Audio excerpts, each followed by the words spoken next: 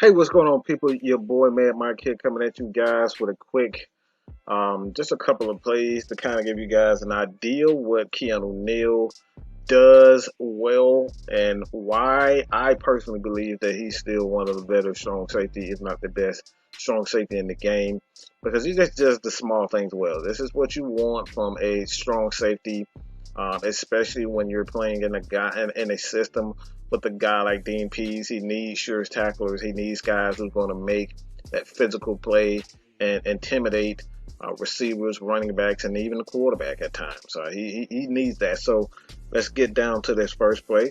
We'll just let it play. Keanu Neal is up at the moment. Let's go back just a little bit. Keanu Neal will be here, okay? Up top, you see Tom Brady. These guys are actually in play action. He's going to he's going to hand the ball off to the running back and Keanu Neal. He immediately sees the action underneath. There's a gap right here. Keanu Neal is responsible, as well as Deion Jones in the middle, for covering that gap. So we let it play, run.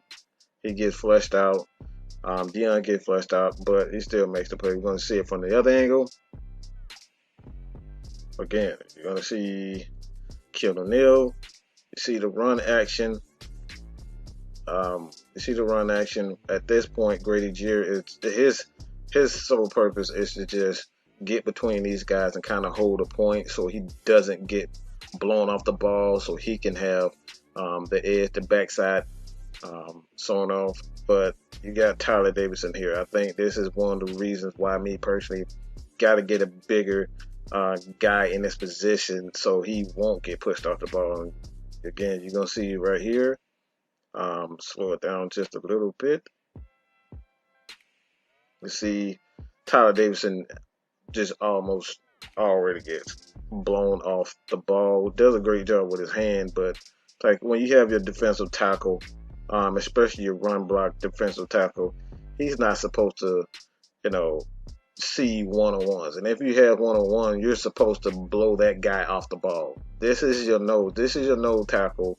And if he's getting blown off the ball or he's being blocked by one guy, that's a problem. Why? Because Grady Jarrett is going to receive a certain amount of attention, and you see your guy in Tyler Davidson here, man. He's sitting one-on-one. He's absolutely no threat to the Buccaneers offensive line. So this is the reason why me personally, I have to see the Falcons with a defensive tackle who's going to garner somewhat of some type of respect, because Tyler Davidson does not. I'm not saying that he sucks. The guy is a decent, backup defensive tackle, rotational defensive tackle. But anytime you have him one-on-one with a guard, you're supposed to be. You never want to see anybody would never put Grady Jarrett one-on-one with the offensive guard. That's just not happening. So you're gonna see it. Gonna slow it down. Yeah, you're gonna slow it down. He's not even worried about. Right? Let's just slow down just a little bit more. He's not even concerned about Tyler Davidson. All right, that's one thing. Two things: he didn't get off the ball fast enough for me personally. So that's strike number two. He goes immediately, gets him out. Like this is 1 second. Go back just a little bit. Okay. This is the thing that really irritates me. The center is not even concerned with Tyler Davidson. He's not even concerned about Tyler Davidson. He knows that he can be blocked one-on-one, okay? He knows that this guard is going to be able to block him one-on-one. He's concerned about getting to Deion Jones. And this is the reason why you got to have a defensive tackle that complements Grady Jarrett, because it's going to keep off the guy 45. Going to keep him off the guy 22, which is Keanu Neal. This is the reason why you have to upgrade your front, because you cannot allow offensive linemen to get to the second level and get your hands on the linebackers.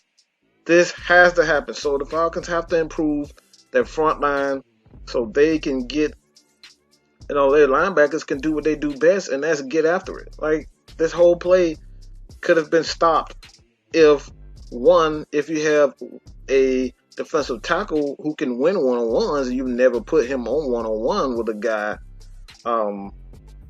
with a guard and a center. Like, the center is not even concerned about him. The center just runs right past Tyler Davidson. Like, he's absolutely no threat whatsoever.